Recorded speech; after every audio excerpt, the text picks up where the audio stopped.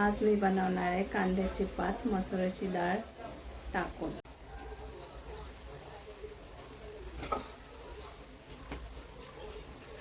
मी सुरुवात करते भाजी बनवायला। अगोदर तेल टाकून घेते।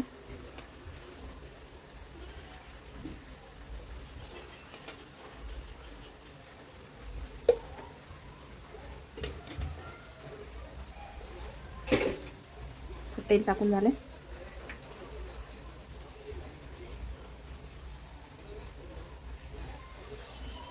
जीरा टाकते।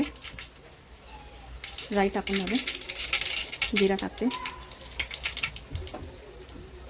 कांद्याच्या पातीच्या समोरचे जे कांदे होते ते मी कापून घेतले आहे, ते टाकून देते।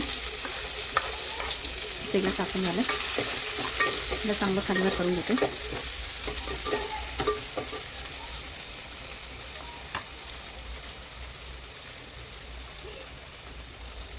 कांद्याला थोडं लाल होईपर्यंत फ्राय करते।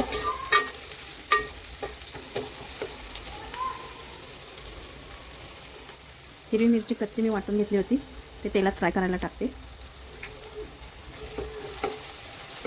म्हणजे हिरवी मिरची पण तेलामध्ये फ्राय होऊन जाईल।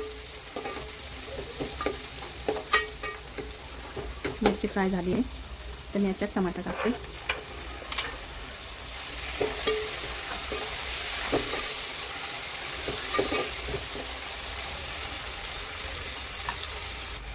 थोडेसे अदरक लसूणचं पण पेस्ट टाकते, 1 चमचा।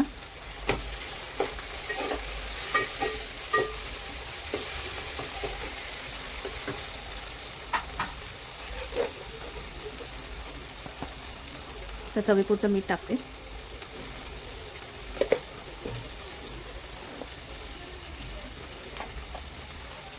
हळद,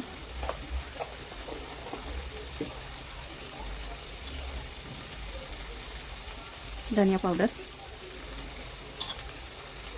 त्याला मिक्स करून घेते।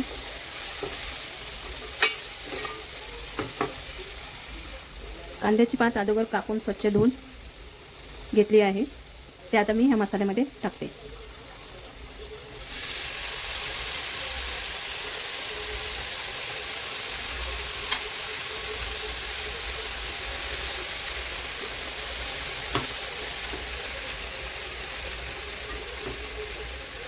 पातीला चांगलं खालीवर करून 1-2-3 मिनटं झाकून ठेवते, म्हणजे कांद्याची पात नरम होईल। कांद्याची पात झाकून ठेवल्यावर नरम झाली आहे। आता याच्यामध्ये मी मसुराची डाळ टाकून देते।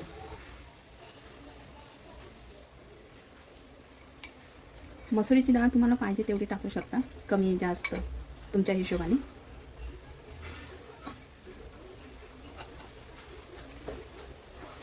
आता मी पातीमध्ये मिक्स करून घेते आणि एक स्लो गॅस करून 5-7 मिनटं डाळ शिजेपर्यंत झाकून ठेवते। डाळ आपली मस्तपैकी शिजते।